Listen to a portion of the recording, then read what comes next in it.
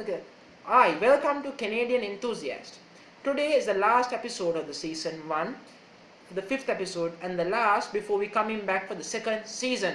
Of course, it's been an amazing journey for me doing this show so far in these 5 episodes. I have to thank every one of my followers and my viewers for supporting me and watching my channel. And if you are from great country Canada, and definitely thank you very much for watching as a fellow countryman. So let's get on by the finale. Finale is all about motor news, which I have to say it's long. It's going to be a long video today, so prepare yourself for education on specifications. It's going to be long, but it's going to be good. So let's start off by talking about one of the oddballs. I want to start about the oddballs actually. Now we all know about Chinese manufacturers. In the last decade or so, the Chinese manufacturers have emerged from inside as their corporate laws have slimmed down, and for years they are the copycats. But the Chinese manufacturers do make good products in between. Something like this I'm going to talk about, the GAC GA8. Think of it as a rival for the E-Class and the CLS and the 5 series, but positioned far lower rivals towards like the Nissan Maxima and the Toyota Avalon. Now I won't talk a lot about this vehicle, but I will explain you certain numbers. It's a 4-door saloon front-wheel drive, a 6-speed automatic, and the engine is a 2-liter turbocharged engine. Now for some markets there are many more, but I can tell you one engine I can describe. 190 horsepower. Let me give you a small introduction about this. This is a Chinese way of introducing a rival for the highest in the class. But you can't buy this because you won't necessarily buy it because it's been there for 5 years and it's not the finest work. But what China used to be 10 years ago to 2020 right now, it's a major development. Chinese manufacturers fund all the big European manufacturers. Volvos or major brands are funded by the Chinese, and you expect the influence to be rubbed on the Chinese makers. Now the GAC might cost around $30,000 to $28,000, which I guess if you convert down to a US dollar or a currency or a Canadian dollars. But the bitter reality is that you can't actually buy the GA8 because they won't sell it outside China. But again, or in Asian markets, it's a good deal. It's a great vehicle for the buck. If you can buy it, please buy it if you can. If there's any Canadian enthusiast living somewhere outside Canada, please look at the GA8 because it's such a valuable position. Now let's talk about another one. This is not entirely manufacturer, but this is a custom tuner, Alpina. Alpina has been doing this for a very long time, taking BMWs and making BMWs better. Not really better, but giving a more custom, bespoke feel. Like if you sell 100,000 5 Series BMWs, what's unique about it? So the Alpina I've always customized. The infamous for me is the Alpina Z8 Alpina, which was infamous for transforming a weirdly mixed personality. I don't know what the Z8 really was, despite a very pretty looking vehicle indeed. But they turned into a grand tour, and it was one of the best sought after classics yet. Today I'm going to talk about the Alpina that is, important to say, builds a vehicle you can't actually buy. Now certain people love the BMW X7, I'm not a fan, but certain people do. So you can't have an X7M, right? They won't give you an M version of the X7, so it's a bit a long complaint about towards BMW. Alpina may have answered your problem by calling it the XB7. Now, the 4.4 liter twin turbo in this XB7, I'm going to say, makes only 4 less horsepower than an M5 competition. Now that sounds might intriguing for you, but be with me on this, because this makes 612 horsepower and 180 miles per hour. A very good number. You have to consider in this. Now this XB7 doesn't get the speed limitation. Now if you go buy a BMW, you can take the limiter off to a certain extent. Now Alpina doesn't have to comply with the limiter because they are not a full-fledged manufacturer. They don't always have to. Now the other things are the usual things about the XB7, 5-door seat, we got a 3-door seating capacity, 8-speed automatic, and etc. One thing though about thing is the price. It starts at $140,000 or more. So it's expensive. But however, these are made in very rare numbers. These are collector's dreams. So I would recommend you to buy one because these are collector's dreams, gentlemen. So don't ignore Alpina because you buy one. If you have a Z8 Alpina in your country, I think we all know how much they are. So you know that. So from two oddballs, Let's talk about something a little bit more conventional, which everyone talks about. The BMW M5 facelift. Now the facelifts for me usually not very substantial, but these days my opinion has changed. Facelifts are very extensive sometimes. You can beat a couple of rivals in your own segment to participate as a manufacturer without being a new gen. The M5 gets a slightly larger grille, but not too big to make the BMW's controversial styling seem inadequate of your controversy.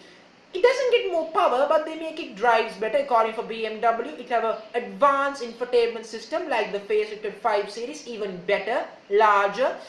In general, the 5 Series is the only BMW that doesn't look like an awkward looking BMW. It actually looks the most classiest of the BMWs. I guess the only traditional BMW that actually remains at this pre-existing styling. So the thing about the M5, I'm a big fan, is the engine numbers. It's a cool thing about is you can have 591 horsepower, or in the UK you say 600 horsepower. That thing changes among nations, the horsepower is measured. I'm looking at a certain specification from a website I received, making 591 horsepower in non-competition package. In competition package, it makes 617. Now you might think this number is quite impressive, and it is truly impressive. Top speed wise, if you have the M driver package, you can extend 155 to 190. But I can tell you something. If you take the speed limit entirely off, this thing might be faster than quite a few luxury hypercars actually. Could be faster than quite a few hypercars. Now prices, they should be clearly up from the existing M5. They should touch the $100,000 mark or more.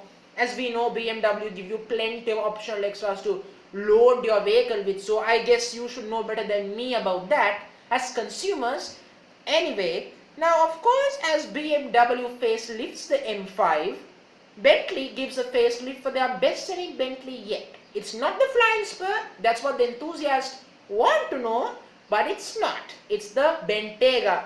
5 years ago when the Bentayga came out, I was, like any person would say, it's a surprise. The Bentley's first ever SUV. Look, it was a very good vehicle. Many magazines like Autocar UK said it's better than a Range Rover. But there are many things I agree with Autocar. There are some things I don't agree with Autocar. It's all about the heritage of the vehicle it's based on. Now, 5 years ago I debated this topic a long time ago, but I came to a safe conclusion. The right person knows the Range Rover is better than the Bentayga, so I will not talk about anything comparisons between them because it doesn't make sense. But the Bentayga though is the best-selling Bentley. So what's the problem? What's the fuss? It's the best-selling Bentley. Everyone buys them. I got no problem. So the changes are purely cosmetic, you might argue, but the cosmetic changes are important because it's not a very pretty vehicle. It never was pretty. It was very vulgar. Rolls-Royce can be vulgar. Bentley's not so quite. But the Bentayga at the launch, a label with one engine, that's the twin-turbo V8 model. In the future, a W12 speed model will be coming and a plug-in hybrid will come. However, two models are discontinued within the last 2 years. One might be discontinued or not, depends in. One is the standard W12, the non-speed W12 model, which made 600 horsepower. That's been done way back by last year, was cancelled. And the V8 diesel. Now I know it sounds crazy. If you are owner of a Bentley, you don't have a problem with fuel economy or you don't care about the environment because you are in the game of doing it anyway and doesn't matter. Why would you care? So the W12 and seems a good combo, but the V8 diesel was never a requirement. It works on Audis because Audis are known for their V8 diesels. I don't know works at Bentley. Now you can have the Bentley Bentayga in the most funniest way you can imagine. In a 3-row layout, yes, 7-seated Bentley. You want to take your children, your messy children in the back seat, putting all the icy Coke sodas, the Coca-Colas and the ice cream on the leather seats. Get yourself a Chevy Suburban for that.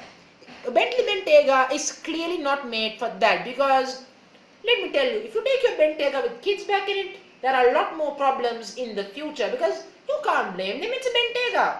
You can explain to them, but it would be too long. You don't have to explain. In short, a 3-row Bentayga doesn't make sense. Bentleys are made to be chauffeured around by global leaders and politicians. So I don't know the 3-row, but you can have it. But for me, my prefer is the 2-row option.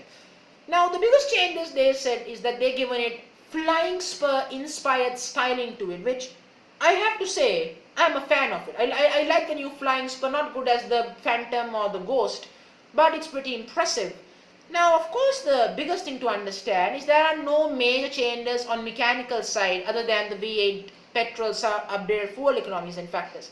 It's the 8-speed automatic, it's unchanged, the platform is the same, shared with the Lamborghini Urus and the Q7, the VW Touareg, it's shared equally around the block. So it's not really a separate platform. But as I said about the Bentayga now, I can give you certain numbers which I do know the existing. The speed model makes 626 horsepower and 190 mile tops, makes the fastest SUV in the world by a tenth of a second over the Lamborghini Urus. Yeah, it does, weirdly. And of course, the hybrid currently makes 456 horsepower with a twin turbo V6 and all that, etc. Now, of course, as you would know, the pricing is important. Pricing starts from $140,000 or above, but it never ends there. It always goes to 300, 400 grand once you customize it with whatever it is. So that's the Bentayga.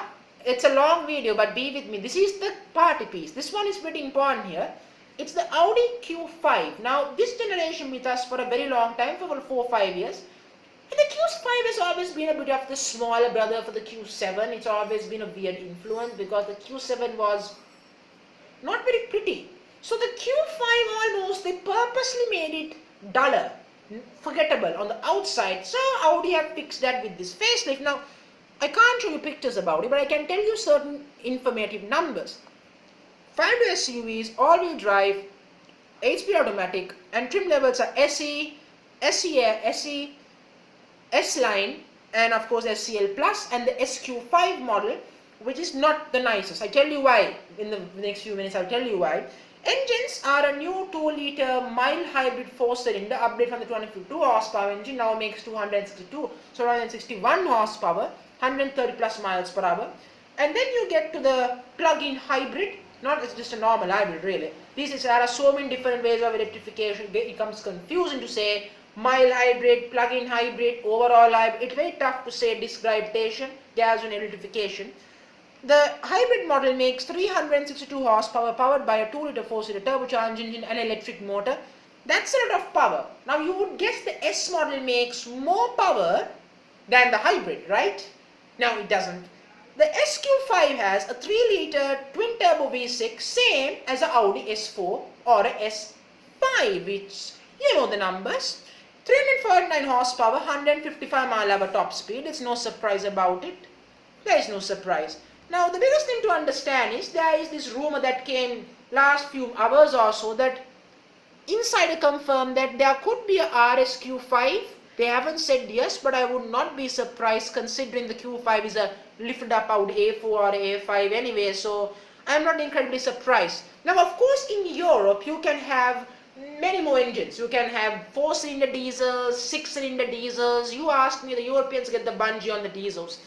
Because as North American people, as Canadians ourselves, we buy diesels for more larger vehicles like the Super Duty pickups and etc. We don't necessarily buy diesels in other vehicles smaller than them. And across the board in the United States, it's even worse. Diesel demand is quite low except for the F350s and the F450s. So I'm not going to tell more about diesel problems. That will come in the next season. I can tell you that's a hint coming next season. Of course, prices will start at $40,000 or more. I think it's an Audi, obviously it should be $40,000 or more. Once you top up SQ5, you should go well over 60,000, 70,000. I mean, I'm not surprised. The Porsche Macan goes well over 100 once you top it out with all the things, especially turbo model. So this is in terms of news. Before end of the episode, I want to say once again thank you for my viewers and my supporters who have been watching my videos. And especially I have to thank my countrymen in Canada for watching my videos. For my countrymen, thank you very much. Now I have to say the next season is coming very soon. Stay patient, it's coming very soon with improvement. I got more news, I got more segments, and there's new. In the start from next season, in the next season, please put your request of what I should be talking about, any particular vehicle you want me to talk about from the next season onwards. Put it down in the comment section and I will talk about the particular vehicle that you want me to talk about. Now before the end of the episode, one more thing to say, put a like and subscribe to my channel. And thank you very much joining for the first season of KG Canadian Enthusiast. Thank you very much.